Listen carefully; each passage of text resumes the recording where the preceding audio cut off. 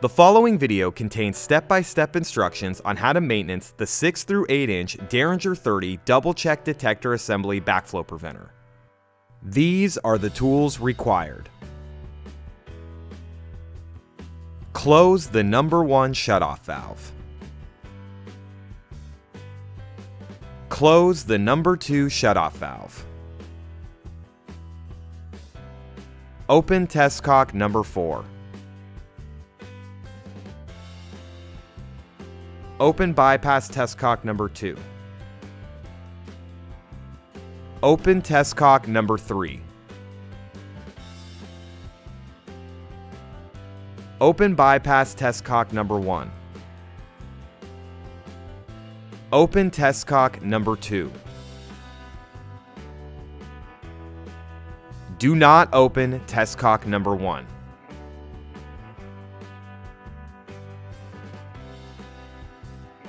Use an adjustable wrench to loosen the couplings on both sides of the meter. Remove the bypass meter. Examine the meter coupling gaskets for damage and debris. Replace if necessary. Reinstall the meter and retighten the couplings with an adjustable wrench. Use an adjustable wrench to remove the check valve cover. Remove the spring from the valve body. Remove the check poppet from the valve body. Remove the seat assembly from the valve body. Examine the check cover O-ring for damage and debris. Replace if necessary. Examine the spring for damage. Examine the check seat for damage and debris. Examine the check seat O-ring for damage and debris. Replace if necessary. If debris is found on the check seal disc, the check may just be fouled. Debris can be cleaned off to make the check seal properly without having to replace the check seal disc. Use a rag and some water to clean the debris off of the check seal disc. Once the debris has been cleared from the check disc and no damage is present, the check can be reassembled and reinstalled into the valve body for testing. If damage to the check disc has been found, please take the following steps to remove and replace the damaged check disc. Use a Phillips head screwdriver to remove the check disc retaining screw. Remove the check disc retaining washer. Remove the check disc. Use a flathead screwdriver if necessary. Install new check disc, making sure it is completely flat inside the check cavity. Reinstall the check disc retaining washer. Use a Phillips head screwdriver to retighten the check disc retaining screw. Reinsert the check seat assembly into the valve body. Reinsert the check poppet into the valve body. Reinsert the spring into the valve body. Reinstall the check cover onto the valve body. Use an adjustable wrench to retighten the check cover. Use a socket wrench to loosen the 8 cover bolts. Keep the tapered washers with the access cover bolts. Remove the valve access cover. Using a socket wrench, loosen the first check retaining bolt on both sides of the body until flush with the inside of the valve. Remove the first check from the valve body.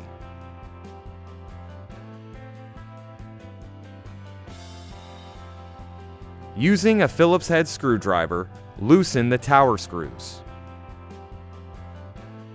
Separate the tower assembly from the check seat. If debris is found on the check seal disc, the check may just be fouled. Debris can be cleaned off to make the check seal properly without having to replace the check seal disc. Use a rag and some water to clean the debris off of the check seal disc.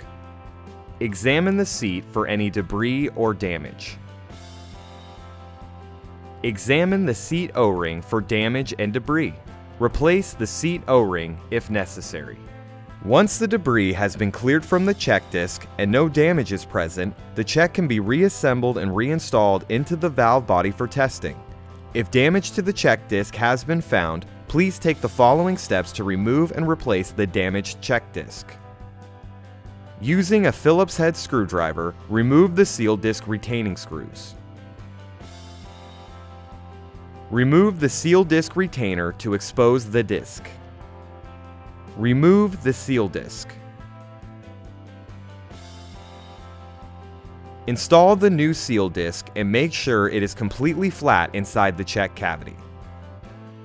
Reinstall the seal disc retainer.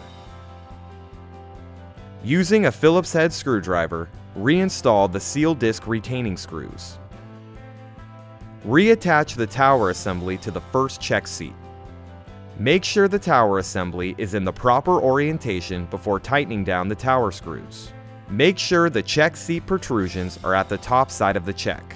Make sure the check spring arms and the tower bosses on the tower assembly are facing upwards to allow the check to swing open downwards during operation.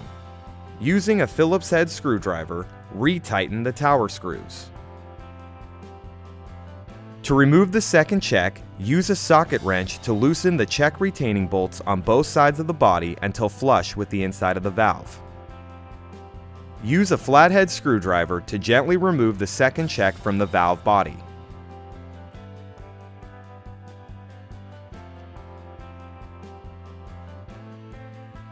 Using a Phillips head screwdriver, loosen the tower screws. Separate the tower assembly from the check seat. If debris is found on the check seal disc, the check may just be fouled. Debris can be cleaned off to make the check seal properly without having to replace the check seal disc. Use a rag and some water to clean the debris off of the check seal disc.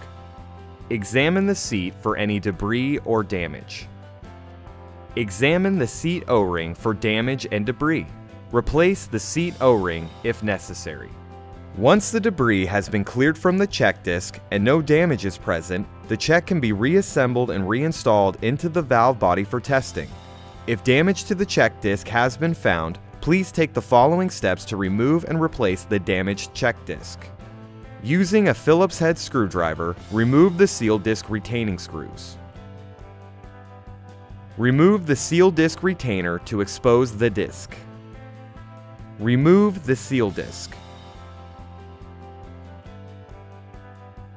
Install the new seal disc and make sure it is completely flat inside the check cavity. Reinstall the seal disc retainer. Using a Phillips head screwdriver, reinstall the seal disc retaining screws. Reattach the tower assembly to the second check seat. Make sure the tower assembly is in the proper orientation before tightening down the tower screws. Make sure the check seat protrusions are at the top side of the check. Make sure the check spring arms and the tower bosses on the tower assembly are facing downwards to allow the check to swing open upwards during operation. Using a Phillips head screwdriver, retighten the tower screws. Reinstall the second check into the valve body. Make sure the O-ring seals properly to the surface. Retighten the second check retaining bolts on both sides of the body. Make sure the check retaining bolts don't bind against the check. Install the first check into the valve body. Make sure the O-ring seals properly to the surface. Retighten the first check retaining bolts on both sides of the body. Make sure the check retaining bolts don't bind against the check. Examine the access cover O-ring for damage or debris.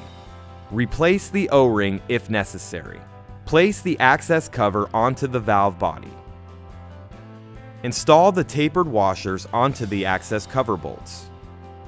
When reinstalling the access cover bolts, engage all 8 cover bolts one thread. Hand tighten all 8 cover bolts. Using a ratchet wrench, tighten down the 4 corner bolts. Tighten down the 4 remaining bolts. Slightly open the number 1 shutoff valve. Close the number 2 test cock. Close bypass test cock number 1.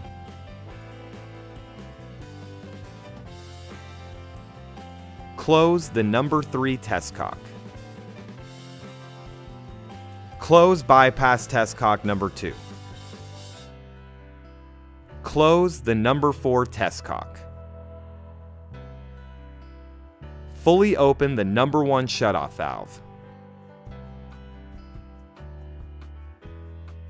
Perform a backflow test according to your local regulations to ensure the check valves have been repaired properly. fully open the number 2 shutoff valve.